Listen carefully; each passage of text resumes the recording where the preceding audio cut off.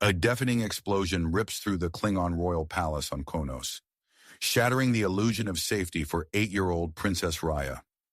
Debris rains down as alarms blare, signaling the violent start of a coup that will forever change her life.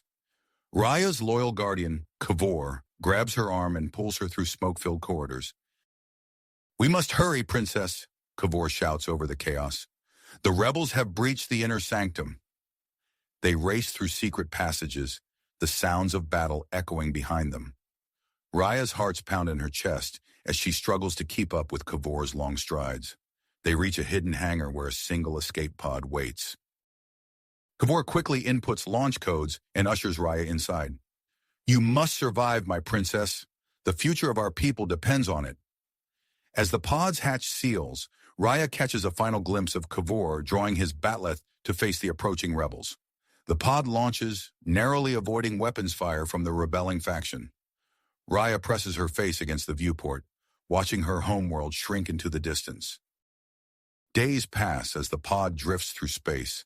A massive gravitational anomaly pulls it off course, sending it tumbling into unknown territory. Raya huddles in her seat, hunger gnawing at her stomach as the life support systems begin to fail. Warning lights flash and the air grows thin. She closes her eyes, believing these to be her final moments. Meanwhile, on the outskirts of Earth's solar system, Austin Hunter mans the controls of his salvage ship, the Nebula Skimmer. The 35-year-old former Special Forces operative scans the void, searching for valuable space debris. Suddenly, his comm system crackles to life with a distress signal. Austin's fingers fly over the console, triangulating the signal's origin. He hesitates, remembering the United Defense Command's strict orders to avoid all contact with alien vessels. Interstellar tensions are at an all-time high, and Earth has adopted an isolationist stance. But years of military service have honed Austin's instincts. Something about the signal feels different, important. He makes a split-second decision and plots an intercept course. The Nebula Skimmer glides alongside the battered escape pod. Austin dons his pressure suit and initiates a risky boarding procedure. He magnetizes his boots to the pod's hull and begins cutting through the airlock. Inside, he finds the unconscious form of a young Klingon female. Her skin is pale, her breathing shallow. Austin's eyes lock onto the royal insignia adorning her outfit. His mind races, calculating the potential diplomatic ramifications of his discovery. With practiced efficiency, Austin transfers the young princess to his ship's medbay. He administers emergency treatment, watching her vital signs slowly stabilize on the monitor. As color returns to her face, Austin receives a priority transmission from Earth. The news is grim. The Klingon coup has succeeded. The royal family has been executed. The new regime is aggressive, expansionist, and he, Austin Hunter, now holds the last surviving member of the deposed Klingon royal line in his medbay. Austin looks down at the unconscious princess, knowing that his next decision will change both their lives forever. He can't return her to Konos. Earth's non-intervention policies prevent him from officially bringing her in as a refugee, but he also can't leave her to die. With a deep breath, Austin makes his choice. He will smuggle her back to Earth, consequences be damned. As he plots a course for home, he knows this act of compassion may spark an interstellar incident. But looking at the young princess, he realizes some things are worth the risk. The Nebula Skimmer accelerates toward Earth, carrying precious cargo that will challenge humanity's isolationist stance and potentially reshape the galaxy's political landscape. For Austin Hunter, the real adventure is just beginning. Austin's fingers flew across the Nebula Skimmer's control panel, plotting a course for Earth. He glanced back at the medbay where Princess Raya lay unconscious, her chest rising and falling with each shallow breath. The weight of his decision pressed down on him, but he pushed aside his doubts. There was no turning back now. As Earth's familiar blue orb grew larger in the viewport, Austin's mind raced through potential scenarios. He knew the risks of harboring an alien refugee, especially one of royal lineage. The ship's computer chimed, alerting him to an incoming transmission from United Defense Command. Austin's mind focused as he read the message ordering him to report for a routine inspection upon landing. Not happening. he muttered, altering course towards a remote location outside New Denver. He'd have to go off-grid to keep Raya safe. Austin maneuvered the ship into the cargo hold, transforming it into a hidden compartment. With practiced efficiency, he secured Raya inside, ensuring she had enough air and padding for a bumpy re-entry. The princess stirred slightly but didn't wake. "Hang in there, kid," Austin whispered, sealing the compartment. The nebula skimmer shuddered as it pierced Earth's atmosphere. Austin's hands gripped the controls, guiding the ship through turbulence and steering clear of populated areas. Night had fallen by the time he touched down in a dense forest clearing. He quickly powered down all non-essential systems and activated the cloaking device, rendering the ship invisible to orbital scanners. Austin wasted no time extracting Raya from her hiding place. The young Klingon's skin felt cool to the touch. Her breathing labored after the prolonged confinement. He scooped her up, cradling her against his chest as he exited the ship. The forest was alive with nocturnal sounds. Rustling leaves, chirping insects, and the distant hoot of an owl. Austin's boots crunched softly on the forest floor as he moved swiftly away from the landing site. Years of special forces training kicked in as he covered their tracks, using fallen branches to sweep away footprints in disturbed vegetation. Hours passed as Austin trekked through the wilderness, Raya's slight weight on his back. The terrain grew treacherous, forcing him to navigate steep inclines and slippery rocks. His muscles burned with exertion, but he pushed on, knowing that every step put more distance between them and potential pursuers.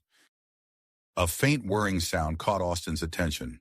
He froze, scanning the pre-dawn sky. The distinctive silhouette of a UDC patrol drone emerged from behind the treetops, its sensors sweeping the area. Austin's heart raced as he assessed his options. There was nowhere to hide on the exposed hillside. Without hesitation, he sprinted towards a nearby river. The drone's whirring grew louder as Austin plunged into the frigid water, submerging himself and Raya up to their necks. He held his breath, using the rushing current to mask their heat signatures. Seconds stretched into minutes as the drone hovered overhead. Finally, it moved on, continuing its pre-programmed patrol route. Austin exhaled slowly, his body shivering from the cold. He looked down at Raya, relieved to see her eyes fluttering open. "That was close," he murmured, guiding them back to shore.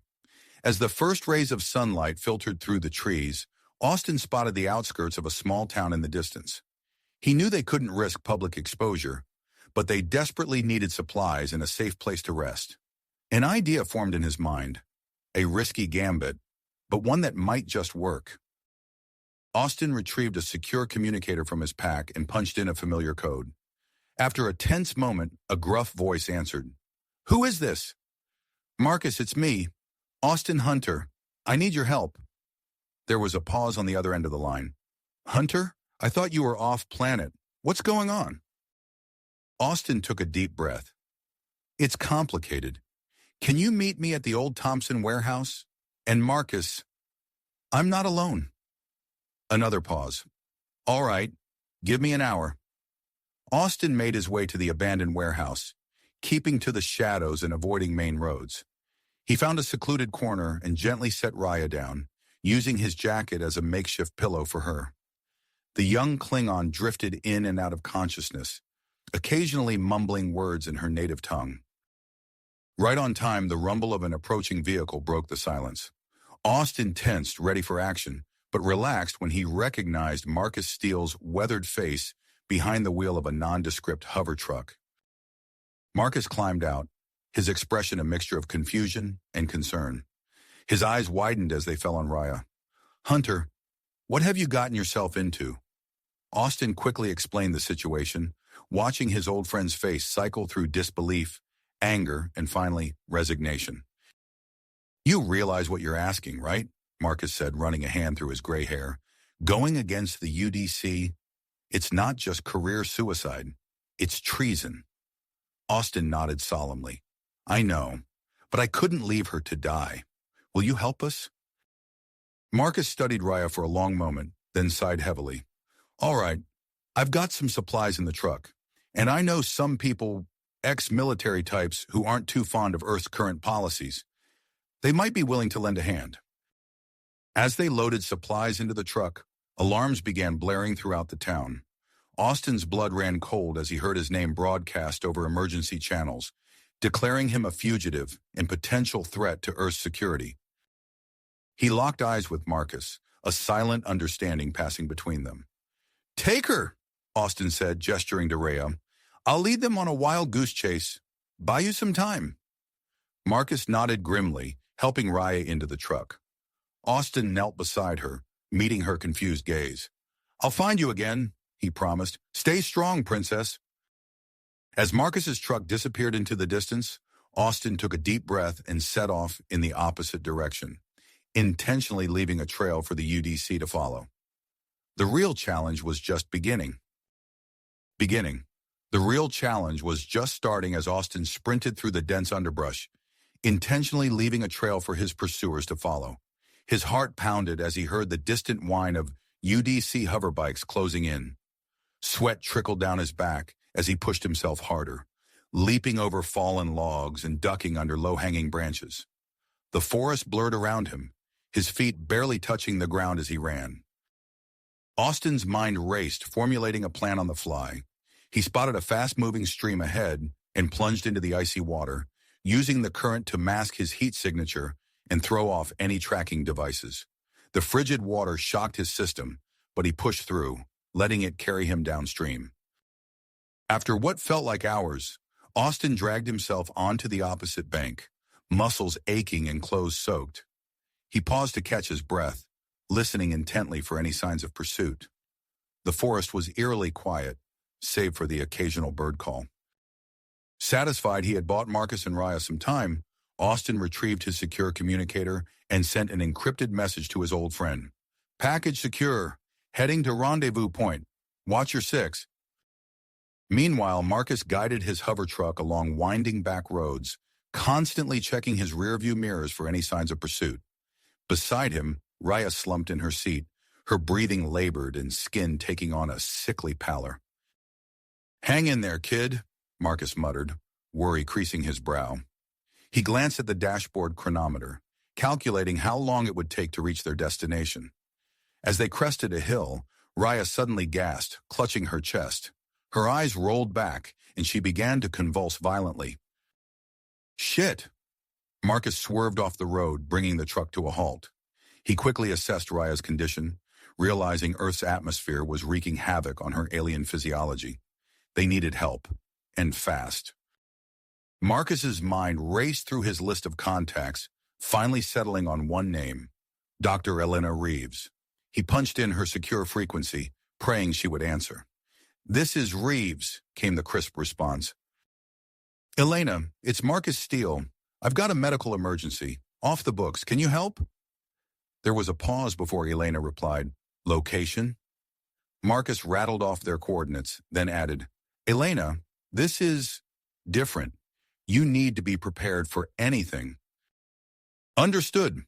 I'll be there in 20 minutes. True to her word, Dr. Reeves arrived in a nondescript medical transport.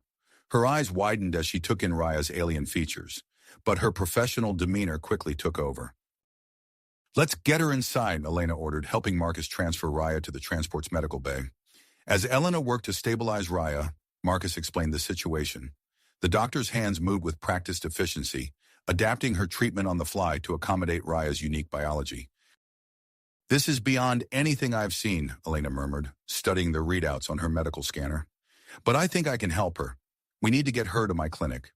They set off for Elena's hidden facility, an abandoned factory complex on the outskirts of town. As they approached, Elena activated a series of hidden panels, revealing a state-of-the-art medical center concealed within the dilapidated exterior. Inside, Elena and Marcus worked tirelessly to stabilize Rhea's condition. Hours passed as they adjusted atmospheric controls, synthesized compatible medications, and monitored her vital signs. Finally, Rhea's breathing eased, and color returned to her cheeks. Elena stepped back, wiping sweat from her brow. She's stable for now, but long-term survival on Earth, that's going to be a challenge. Marcus nodded grimly, then tensed as his communicator chirped. He read Austin's encrypted message, relief washing over him. "At least we've bought ourselves some time," he said, showing Elena the message. As they discussed their next move, Alarms suddenly blared throughout the clinic. Elena rushed to a nearby console, her face paling as she read the security readout. UDC search party, she hissed. They're sweeping the area. We've got maybe 5 minutes before they reach us. Marcus's mind raced. Is there another way out? Elena nodded, already moving. Underground tunnels, they were part of an old railroad system. Follow me. They quickly gathered essential supplies and gently roused Raya. The young Klingon was weak but able to walk with support. Elena led them to a hidden elevator, descending deep beneath the clinic. The tunnels were damp and musty, lit only by the glow of their portable lanterns. They moved as quickly as Raya's condition allowed, the sound of their footsteps echoing off the stone walls. Suddenly, a beam of light cut through the darkness ahead. Marcus instinctively pushed Raya and Elena behind him, reaching for a weapon that wasn't there. Hold it right there, a gruff voice commanded. A group of armed individuals emerged from the shadows, weapons trained on Marcus and his companions. Wait! One of the figures stepped forward, lowering his weapon. I know you. You're Marcus Steele, aren't you? Former UDC intelligence? Marcus nodded cautiously. That's right. And you are? The man straightened, a hint of pride in his voice. Captain Jake Hawkins, former Marine Corps. Now I lead this group of like-minded individuals. As Hawkins spoke, his eyes fell on Raya. His expression shifted from surprise to intrigue. Well, looks like you've got quite a story to tell, Steele. Marcus tensed, ready for a fight, but Hawkins raised his hand in a placating gesture. Easy now. We're not fans of the UDC's policies either. Maybe we can help each other out. After a tense moment, Marcus nodded. All right, Captain, let's talk. As they began negotiations, the distant sound of UDC search teams echoed through the tunnels. Time was running out, and the fate of Earth's future in the galactic community hung in the balance. Balance. The group huddled together, their faces illuminated by the dim light of their lanterns, as they discussed their next move. We need to get to the surface, Marcus whispered urgently. The UDC will be combing these tunnels soon. Captain Hawkins nodded in agreement. I know a way out that leads to the mountains. It's risky, but it's our best shot. As they followed Hawkins through the winding tunnels, Austin's secure communicator chirped softly. He quickly read the encrypted message, his expression hardening. It's from my contact inside the UDC, he explained quietly. Project Nexus is mobilizing. We don't have much time. The group emerged from the tunnels into the crisp mountain air, the pre-dawn sky just beginning to lighten. They quickly made their way to a hidden rebel camp, where they regrouped and finalized their plan. Austin surveyed the small team assembled before him. Marcus, Dr. Reeves, Raya, and a handful of Hawkins' most trusted rebels. This is it, he said, his voice low but determined. We infiltrate Project Nexus tonight. As darkness fell, the group split into two teams. Austin, Marcus, and Dr. Reeves prepared for their covert entry into the facility, while Captain Hawkins and his rebels geared up for their diversionary attack. Remember, Austin said to Hawkins, we need enough chaos to draw their attention, but not so much that they lock down the entire facility. Hawkins grinned, patting the pulse rifle at his side. Don't worry, Hunter. We'll give them a show they won't forget. As Hawkins and his team moved out, Austin turned to Raya. The young Klingon princess stood tall, her eyes burning with grit. Are you ready for this? He asked softly. Raya nodded, her hand instinctively touching the royal insignia hidden beneath her Earth clothing. I was born ready, Austin Hunter. The infiltration team approached Project Nexus under cover of darkness, their bodies shimmering slightly as the rebels' advanced stealth technology cloaked them from view. They moved silently across the rugged terrain, careful to avoid triggering any hidden sensors. As they neared the facility's outer perimeter, Marcus pulled out a small device and began tapping furiously. Chen's intel was good, he whispered. I found the flaw in their sensor grid. We should be able to slip right through. Now. They passed through the invisible barrier, holding their breath as they waited for alarms to sound.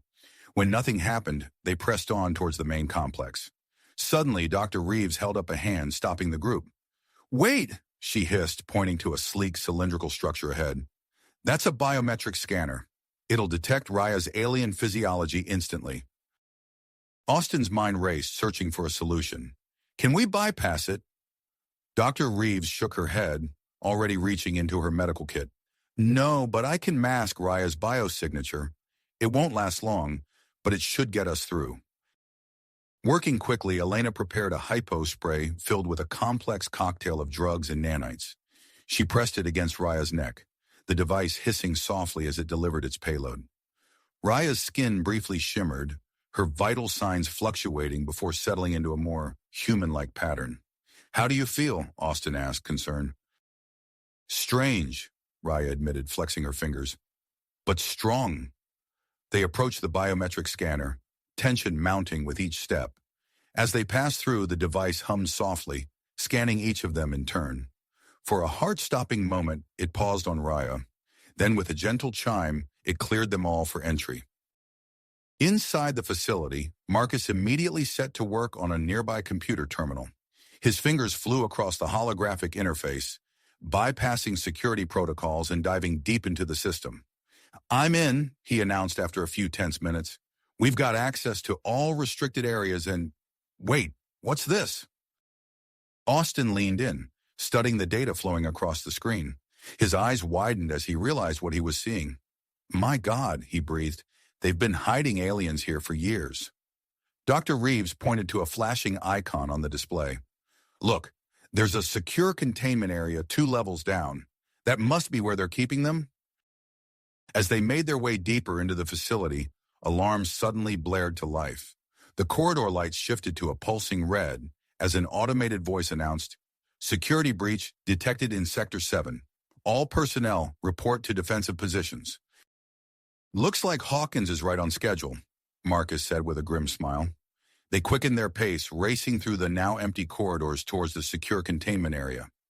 As they rounded a corner, they came face to face with a massive blast door. Marcus immediately set to work on the access panel, while Austin and Dr. Reeves kept watch.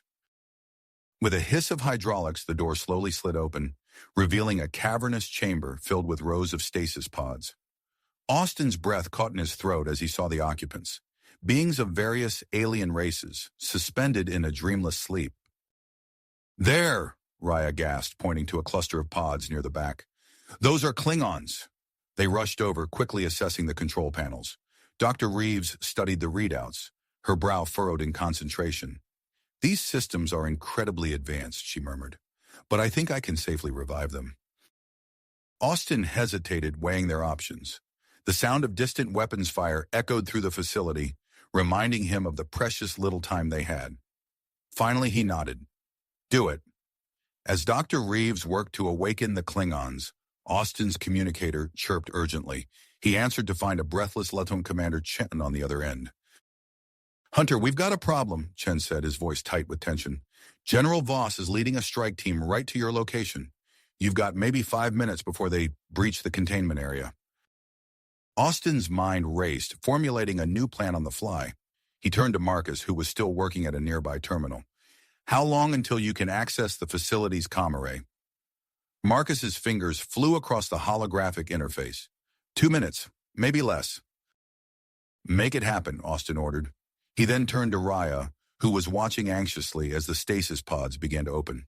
Raya, I need you to prepare a message. Tell your people who you are, what's happened. Call for an end to the fighting with Earth.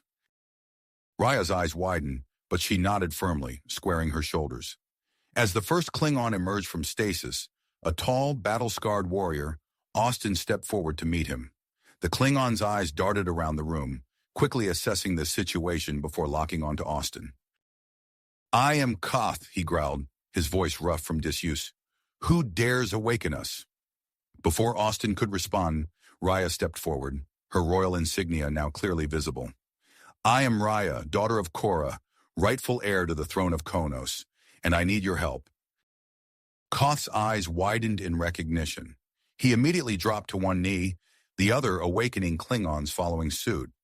My princess, he said, his voice filled with reverence. We live to serve. The moment was interrupted by the sound of an explosion somewhere above them. Dust rained down from the ceiling as the facility shook. Marcus? Austin called urgently.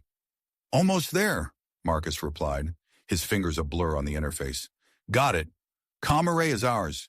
We're live in 3, 2, 1. Raya stepped forward, her eyes blazing with persistence as she began to speak. People of Konos, hear me. As Raya's impassioned message echoed through the stars, the sound of boots on metal grew louder. The containment area's blast door began to glow red as UDC cutting torches worked to breach it. Austin, Koth, and the other Klingons formed a defensive line, ready to meet the incoming threat. Dr. Reeves and Marcus worked furiously to download as much data as possible while Raya continued her broadcast. The blast door exploded inward in a shower of sparks and molten metal. Through the smoke strode General Voss, his face a mask of fury as he took in the scene before him. "Hunter!" he roared, raising his weapon. "You have no idea what you've done." As both sides tensed for battle, a new voice cut through the chaos. "Stand down, General." Lieutenant Commander Chen emerged from the smoke, flanked by a group of UDC personnel with their weapons trained on Voss and his strike team. For a moment, nobody moved. The fate of Earth's future with the galaxy hung in the balance as two factions of humanity faced off, with a group of newly awakened Klingons caught in the middle. Austin's mind raced, searching for a way to defuse the situation before it exploded into violence. But as he opened his mouth to speak, a new alarm began to blare throughout the facility.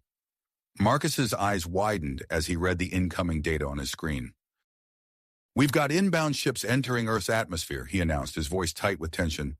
"Multiple signatures. Klingon warbirds." All eyes turned to the monitors as the first images of the approaching Klingon fleet filled the screens. The message they'd sent into space had been received, and now the consequences of their actions were about to become all too real. Austin exchanged a look with Raya, both of them realizing that the true challenge was only just beginning. Earth's isolation was at an end, for better or worse, and the next few moments would determine the course of human and Klingon history for generations to come. The tension in the room was palpable as humans and Klingons alike watched the monitors, their fates intertwined in ways they could never have imagined mere hours ago. "We need to move," Austin said, his voice cutting through the stunned silence. "This facility is about to become a war zone." As if on cue, another explosion rocked the building, sending tremors through the floor. General Voss, seeing his advantage slipping away, raised his weapon once more. "Nobody leaves this room," he bellowed. But before he could fire, Lieutenant Commander Chen's team moved swiftly, disarming Voss and his loyalists with practiced efficiency. "Sorry, General," Chen said, his face grim, "but I think it's time for new leadership." Austin nodded gratefully to Chen before turning to Marcus. "Can you access the facility's security systems from here?" Marcus was already at work, his fingers flying over the holographic interface. "On it. Give me a minute." "Got it. I've triggered a full lockdown. That should buy us some time." "Good," Austin replied. "Now find us a way out, preferably somewhere we can regroup and plan our next move." As Marcus scanned the facility schematics, Dr. Reeves approached Austin, her voice low. "We can't leave these other aliens behind," she said, gesturing to the remaining stasis pods. "Who knows what the UDC will do to them if we abandon them here?" Austin grimaced, torn between the need for a quick escape and the moral imperative to save innocent lives. Before he could respond, Koth stepped forward, his deep voice resonating with conviction. "We will not leave them," the Klingon warrior declared. "It would be dishonorable to abandon those who cannot fight for themselves." Raya nodded in agreement, her eyes shining with drive. "We must protect them, as you have protected me." Austin looked at the faces around him, human and Klingon alike, and saw the same grit mirrored in each. He made his decision. "All right, we take them with us. Marcus, find us a route that can accommodate stasis pods." Marcus nodded, adjusting his search parameters. After a few tense moments, he called out, "I've got something. There's a secure sublevel with access to the facility's main power core. It's designed as a last resort fallback point." "Can we get there from here?" Austin asked. Marcus grinned. "Better than that. I can lock it down so only we have access.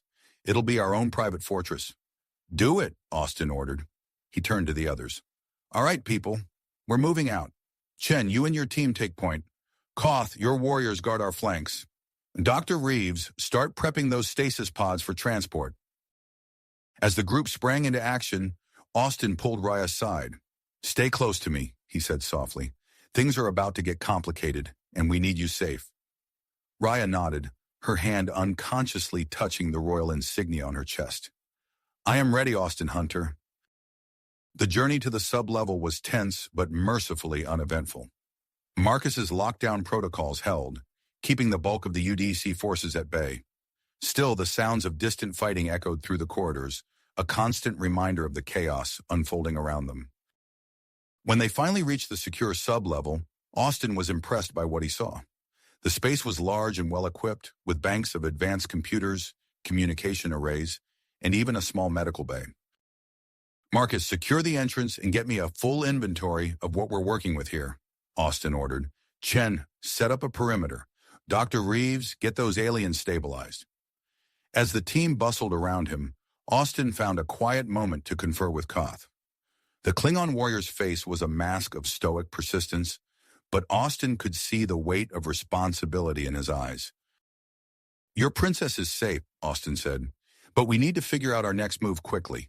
Those ships entering the atmosphere, your people, they're going to expect some kind of guidance. Koth nodded gravely. The fate of two worlds now rests on our actions. We must tread carefully. Their conversation was interrupted by Marcus's excited shout. Austin, you need to see this! Austin hurried over to where Marcus was working at a central console. The hacker's eyes were wide with excitement as he pointed to a complex schematic on the screen. It's an FTL communicator, Marcus explained breathlessly. Prototype, reverse-engineered from alien tech. With this, we could potentially reach the Klingon fleet directly. Austin's mind raced with the possibilities. Can you get it working? Marcus nodded. I think so, but it'll take time, and I'll need Dr. Reeves's help to interface with some of the more exotic components. Do it, Austin ordered. This could be our best chance at coordinating a response to this crisis. As Marcus and Dr. Reeves set to work on the communicator, Austin turned his attention to Raya. The young princess stood tall, her eyes scanning the room with a mix of curiosity and persistence. Raya, Austin said, approaching her, we need to prepare you for what's coming. The next few hours, maybe even minutes, could determine the fate of both our peoples. Raya met his gaze steadily. What must I do? Austin gestured to Koth, who joined them. We're going to give you a crash course in combat and diplomacy, both human and Klingon style. Are you ready? Raya's eyes flashed with purpose. I was born for this, Austin Hunter. Let us begin. As Austin and Koth began Raya's intensive training, the sub-level buzzed with activity. Marcus and Dr. Reeves worked feverishly on the FTL communicator, while Chen coordinated with Captain Hawkins via secure channels, updating him on their situation and receiving reports on the ongoing battle above. Hours passed in a blur of activity. Raya proved to be an exceptionally quick study, absorbing both human and Klingon tactics with remarkable speed. Austin found himself impressed by her adaptability and unwavering focus.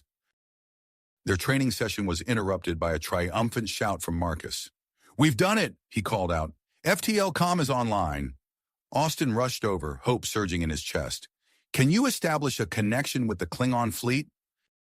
Marcus nodded, his fingers flying over the controls. Sending out a signal now. Let's hope someone friendly answers. The tension in the room was palpable as they waited. Seconds stretched into minutes, each moment feeling like an eternity. Then suddenly, the main screen flared to life, revealing the stern face of a Klingon officer. This is Admiral Krelok of the Imperial battlecruiser Kora, the Klingon growled. Who dares to contact us on this secure channel?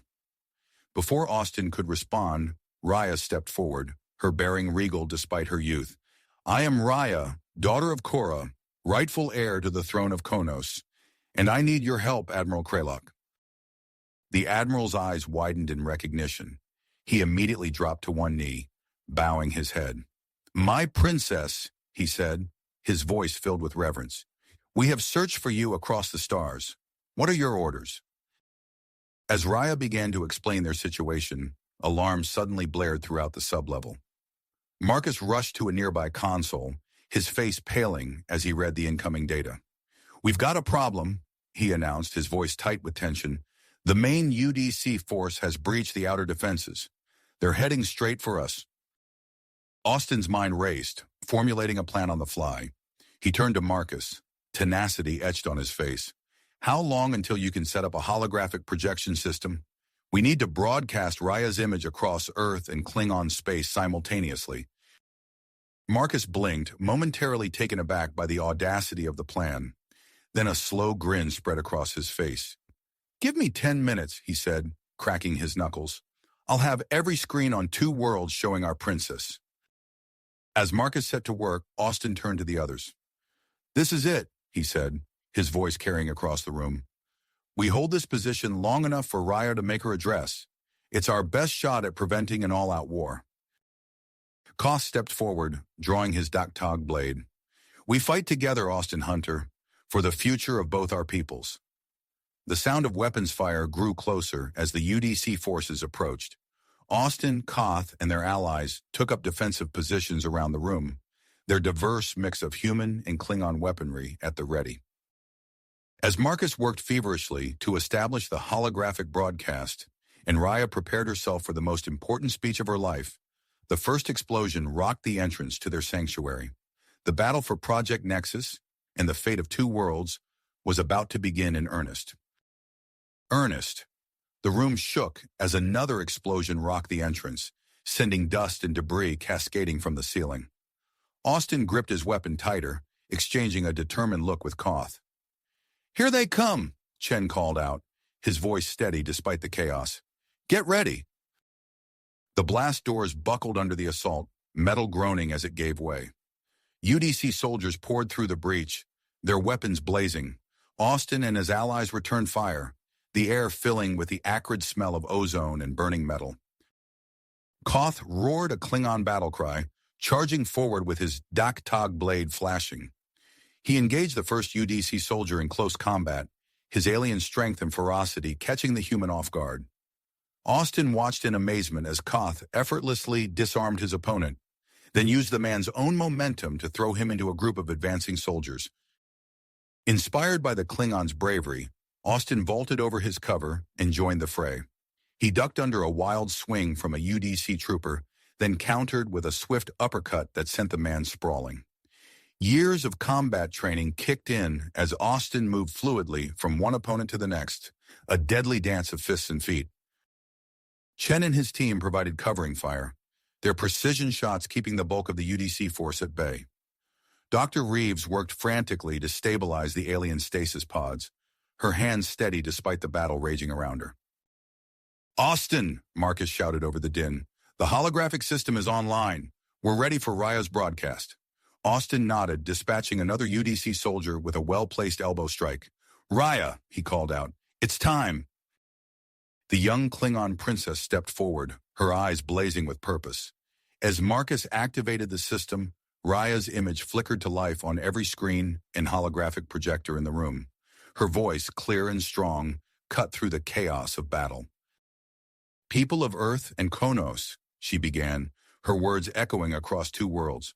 I am Raya, daughter of Korra, heir to the Klingon throne. I come to you not as a conqueror, but as a friend. The fighting in the room slowed, then stopped altogether as both sides turned to watch the broadcast. Raya continued, her voice gaining strength with each word.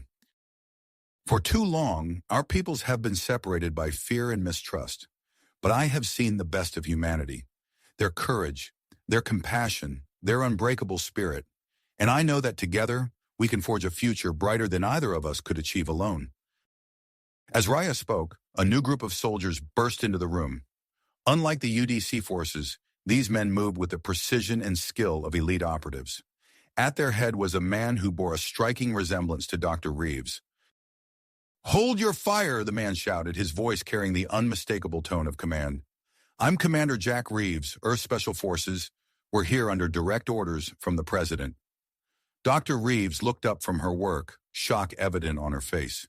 "Jack," she whispered, clearly stunned by her brother's sudden appearance. Commander Reeves quickly assessed the situation, then turned to Austin. "Mr. Hunter, the President has been monitoring the situation. He's seen Princess Raya's broadcast and the evidence of the alien refugees. Earth's isolationist policies are being reversed as we speak." Before Austin could respond, the hardline UDC general pushed his way to the front of his troops. "This is treason," he bellowed, his face red with fury. "I don't care what the President says. We will not allow these aliens to corrupt our world." The general raised his weapon, aiming directly at Raya. Time seemed to slow as Austin saw the man's finger tighten on the trigger. Without thinking, Austin launched himself forward, tackling Raya to the ground as the shot rang out. The room erupted into chaos once more. Commander Reeves and his team engaged the hardline UDC forces, while Chen and Koth fought to protect the alien stasis pods. Austin rolled to his feet, pulling Raya behind cover. "Marcus," Austin shouted over the renewed gunfire. "What's the status on those pods?" Marcus's fingers flew over his console, his face grim. "Not good. The power fluctuations from the battle are destabilizing them. If we don't do something soon, we could lose them all." Dr. Reeves called out from her position near the pods. "I need more time. If I can reroute power from the main systems, I might be able to stabilize them." Austin's mind raced, weighing their options.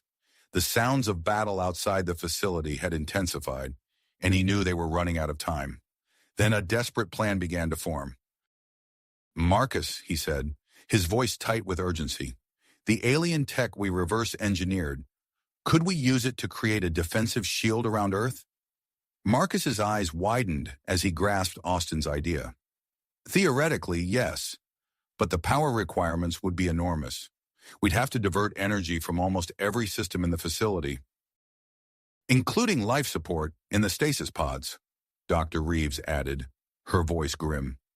Austin looked around the room, taking in the fierce battle, the determined faces of his allies, and the fragile forms in the stasis pods. He knew the risks were immense, but the alternative, a full-scale Klingon invasion, was unthinkable. "Do it," he ordered, his voice firm. "Raya, I need you to continue your broadcast. Tell both our peoples what's happening. Commander Reeves, can your team hold this position?" The commander nodded, his face set with perseverance. "We've got your back, Hunter." As Marcus and Dr. Reeves began the complex process of activating the shield, Austin turned to Koth. The Klingon warrior stood tall, his blade dripping with the blood of their enemies. "Koth," Austin said, clasping the alien's shoulder, "I need you to guard Raya. No matter what happens, she must survive." Koth nodded solemnly. "It shall be done, Austin Hunter. May your battle bring honor to us all." With one last look at his unlikely team of humans and aliens, Austin took a deep breath and plunged back into the fray. The fate of two worlds hung in the balance, and he knew that the next few moments would determine the course of history for generations to come. As Austin fought his way towards the main control center, alarms blared throughout the facility. Marcus's voice crackled over the intercom, tense but controlled. "Shield activation in progress. All non-essential systems powering down. Austin, we're going to need more juice to get this thing online." Austin ducked under a wild swing from a UDC soldier, then retaliated with a swift knee to the man's solar plexus. As his opponent crumpled, Austin snatched up the fallen soldier's weapon and continued his advance. "What about the power core?" Austin shouted back, his voice nearly drowned out by the sound of gunfire and explosions. "It's our only option," Marcus replied, "but if we tap into it, we risk overloading the entire facility. We could be looking at a chain reaction that could take out the entire complex." Marcus's voice was grim, his fingers flying over the controls as he spoke. Austin's mind raced, weighing their options. The sounds of battle outside the facility intensified, and he knew they were running out of time. Suddenly, a desperate plan began to form. "Marcus," he said, his voice tight with urgency, "the alien tech we reverse-engineered, could we use it to create a defensive shield around Earth?" Marcus's eyes widened as he grasped Austin's idea. "Theoretically, yes, but the power requirements would be enormous. We'd have to divert energy from almost every system in the facility, including life support and the stasis pods," Dr. Reeves added, her voice grim. Austin looked around the room, taking in the fierce battle, the determined faces of his allies, and the fragile forms in the stasis pods. He knew the risks were immense, but the alternative, a full-scale Klingon invasion, was unthinkable. "Do it," he ordered, his voice firm. As Marcus began the complex process of redirecting power to the shield systems, alarms blared throughout the facility. The room shook as another explosion rocked the entrance, sending debris cascading from the ceiling. "We need more power," Marcus shouted over the din of battle. "The facility's systems aren't enough to get this shield online." Dr. Reeves rushed to Marcus's side, her eyes scanning the readouts. "What about Earth's geothermal energy grid?" she suggested. "If we could tap into that, we might have enough power to activate the shield." Marcus nodded, his fingers already working to implement the idea. "It could work, but we'd be overriding global power systems. We're looking at potential worldwide blackouts." Austin grimaced, knowing the decision he had to make. "Do it. We don't have a choice." As Marcus and Dr. Reeves worked feverishly to connect Project Nexus to the global power grid, the battle within the facility intensified. Commander Jack Reeves and his Special Forces team created a defensive perimeter around the control room, allowing Austin and his team to focus on the shield activation. Koth roared a Klingon battle cry as he engaged a group of UDC soldiers. His Dig-Tog blade flashed in the flickering lights, a deadly dance of alien strength and human weaponry. Austin found himself fighting alongside the Klingon warrior, their disparate combat styles complementing each other in the chaos of battle. Outside the facility, the sounds of aerial combat filled the air. Captain Hawkins' voice crackled over the comm system. "Austin, we've secured the external power relays. Whatever you're planning, do it fast. We can't hold them off much longer."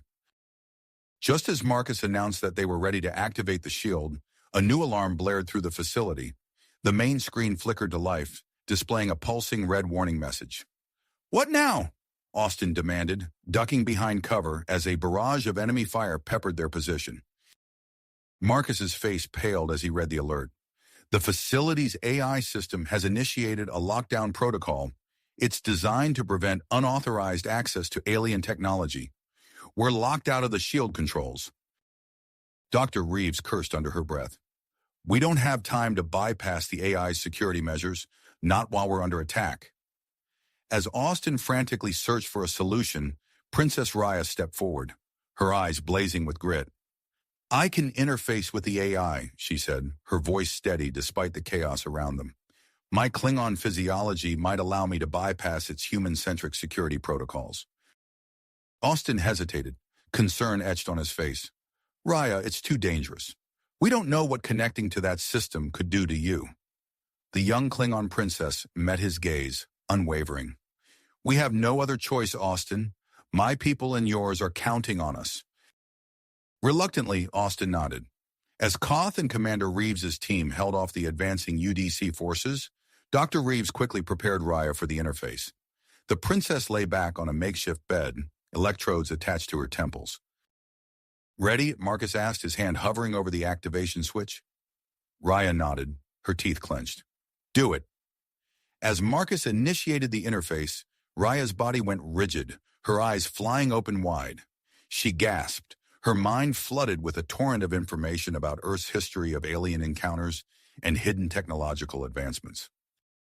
"She's doing it," Marcus exclaimed, watching in awe as the AI's security protocols began to fall away. "We're gaining access to the shield controls." With Raya's help, Marcus successfully linked Project Nexus to the global power grid.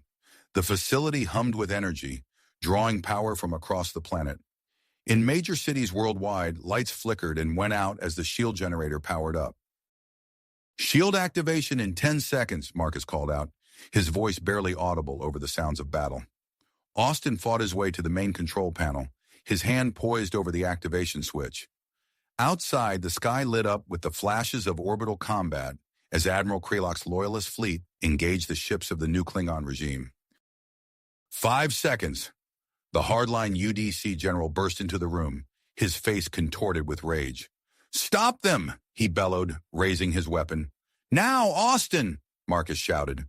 Austin slammed his hand down on the switch. For a moment, nothing happened. Then, a low hum filled the air, growing in intensity until it seemed to vibrate through every molecule in the room. A shimmering energy barrier expanded rapidly from Project Nexus, enveloping the entire Earth in a matter of minutes.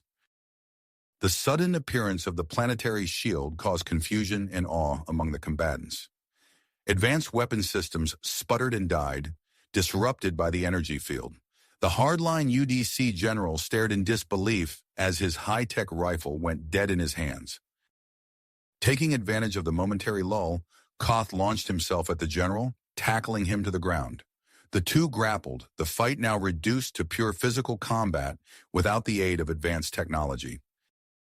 In orbit, the shield halted the advance of the enemy Klingon fleet, preventing them from launching a full-scale invasion.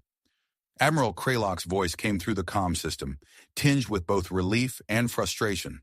"The invasion has been stopped, but we're cut off from the planet's surface. You're on your own down there, Princess Raya." As the dust began to settle, Austin surveyed the scene around him. The activation of the planetary shield had fundamentally changed the nature of their conflict. The immediate threat of invasion had been averted, but they now faced a new set of challenges.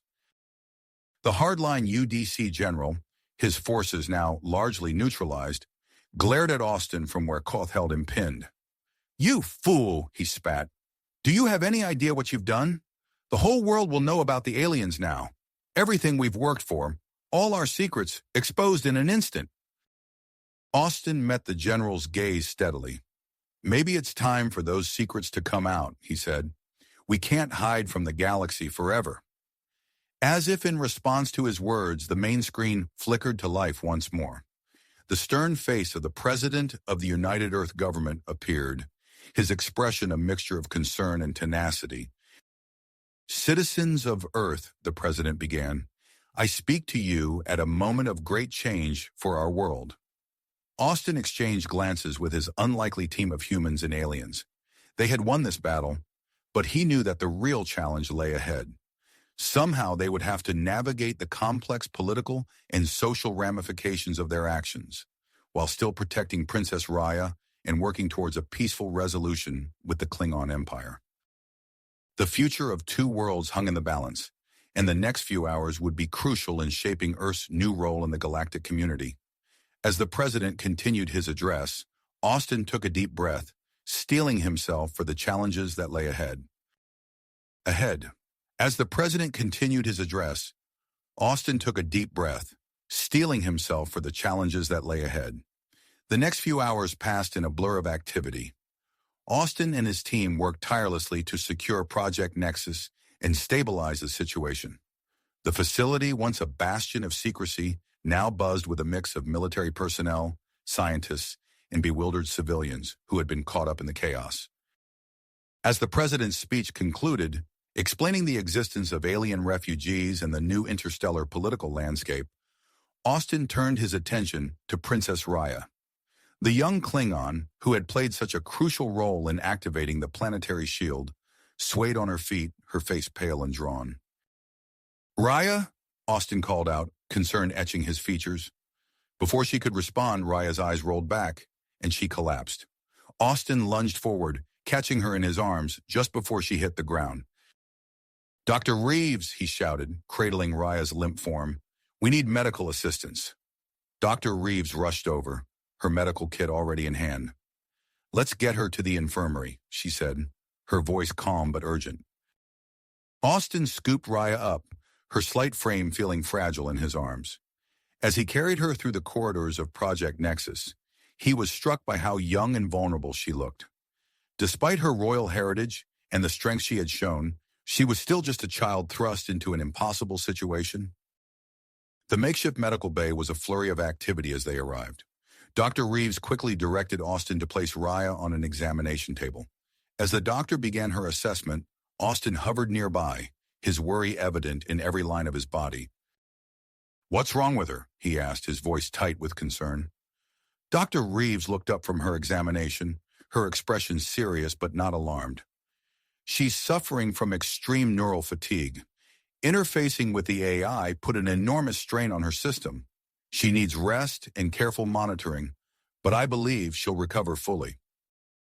Austin nodded, relief washing over him. He pulled up a chair next to Raya's bed, determined to stay by her side until she woke up. As the hours ticked by, Austin found himself reflecting on the events that had brought them to this point. He thought about the first time he had met Raya, scared and alone on a strange planet. He remembered the way she had stood tall in the face of danger, her courage and willpower belying her young age. Raya stirred, her eyes fluttering open. "Austin," she murmured, her voice weak but clear. "I'm here," he said softly, taking her hand in his. "You're safe now." Raya's eyes filled with tears. "My people, Earth, did we succeed?" Austin smiled, squeezing her hand gently. "We did. Thanks to you, both Earth and the Klingon people have a chance for peace." As Raya recovered, Austin rarely left her side. He found himself taking on a paternal role, comforting her when nightmares of the battle plagued her sleep and encouraging her as she regained her strength. Their bond deepened, transcending the boundaries of species and culture. Meanwhile, the world outside Project Nexus was changing rapidly. Marcus and Lieutenant Commander Chen worked tirelessly to establish a secure communication channel with Admiral Kralok's fleet. The negotiations were tense, with centuries of mistrust between humans and Klingons threatening to derail the process at every turn. It was during one of these negotiation sessions that Raya, still weak but determined, asked to address her people.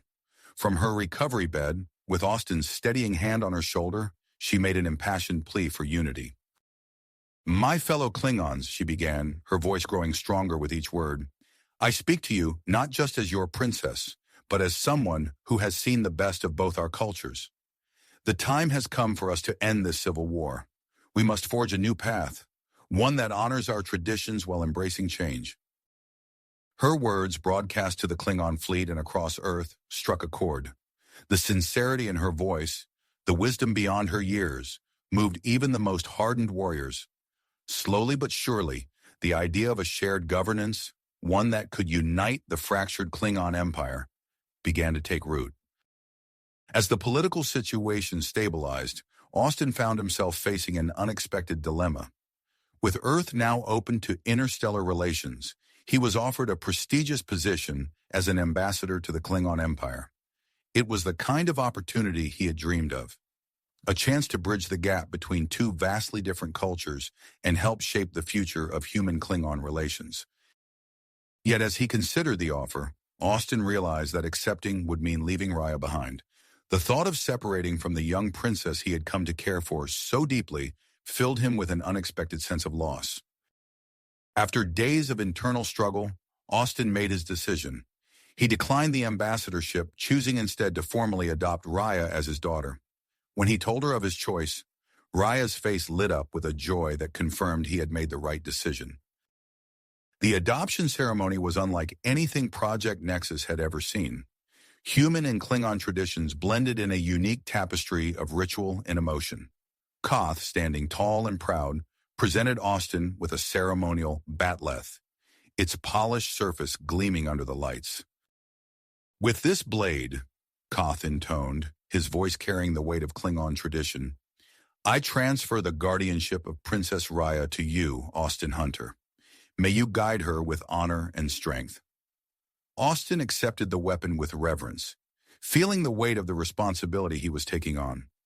Dr. Reeves stepped forward next, holding a small, ornate locket. She opened it to reveal two photos, one of Raya's birth parents and one of Austin. "This locket," Dr. Reeves said, her voice thick with emotion, "represents the bridge between Raya's past and her future. May it always remind her of the love that surrounds her, both from those she has lost and those she has found." As Raya accepted the locket, tears streaming down her face, the assembled humans and Klingons erupted in cheers. The sound echoed through the halls of Project Nexus, a joyous affirmation of the new bonds being forged between their peoples. In the days that followed, Austin and Raya threw themselves into their new roles with enthusiasm. The Interstellar Refugee Integration Program took shape under their guidance, transforming Project Nexus from a secretive research facility into a beacon of hope for displaced aliens across the galaxy. 1 year after the shield activation, Austin and Raya stood side by side on the observation deck of Earth's first true interstellar port. Below them, ships from a dozen alien races docked, bringing with them the promise of new friendships, new challenges, and new opportunities. Raya, now taller and more self-assured, turned to Austin. Her eyes, still bearing the distinctive Klingon fire, were soft with emotion. "Father," she said, the word carrying a weight of love and gratitude. "Thank you for giving me a home among the stars." Austin wrapped an arm around his daughter's shoulders, feeling a surge of pride and affection. "No, Raya," he replied, his voice gentle. "Thank you for showing us the way to the stars." As they stood together, watching the bustle of activity below, Austin knew that their journey was far from finished. The galaxy was vast, filled with wonders and dangers they had yet to imagine. But with Raya by his side and the bonds they had forged between Earth and the Klingon Empire, he felt ready to face whatever challenges lay ahead. The observation deck's door slid open behind them, and Marcus stepped in, his face etched with a mix of excitement and concern. "Austin, Raya," he said, slightly out of breath, "we've just received a transmission. You're going to want to see this." You have reached the end of the story. If you enjoyed this story and want to support us, please leave a like and subscribe to our channel, and for every comment that says 88, I will heart every single one of them. Thank you for your time.